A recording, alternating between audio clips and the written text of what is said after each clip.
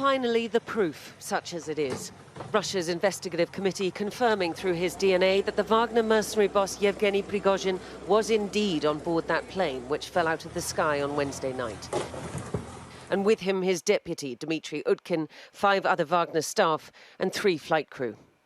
As part of the investigation of the plane crash in the Tver region, molecular genetic examinations have been completed. The identities of all 10 dead were established. They correspond to the list stated in the flight manifest. Why Prigozhin had chosen to fly with his top command altogether is just one strange detail in so many that will remain unexplained. He was known to use body doubles. He had a fine collection of wigs for disguises. He was careful when it came to security.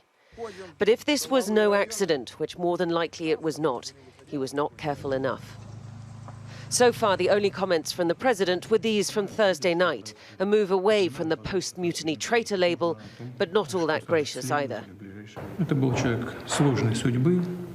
He was a man of difficult fate, and he made serious mistakes in life. He achieved the results he needed, both for himself and, when I asked him, for the common cause. No date yet for the funeral, and the Kremlin won't say whether President Putin will attend, just that he has a busy schedule.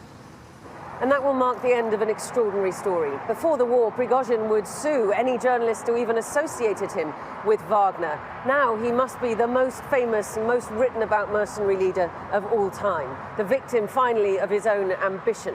The moral of that story: rise up against the Kremlin and you have to be sure that you follow through. The million-dollar question: how Russia's elites might respond.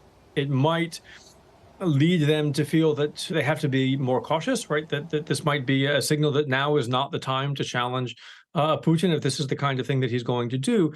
But equally, it might blow in the other direction, right? It might lead people to think that if they're now living in a system in which this is the kind of thing that the president does, that he blows up the private jets of his of members of his elite, right? That maybe now is the time for a change, and if they don't act now, things might become even more difficult down the road.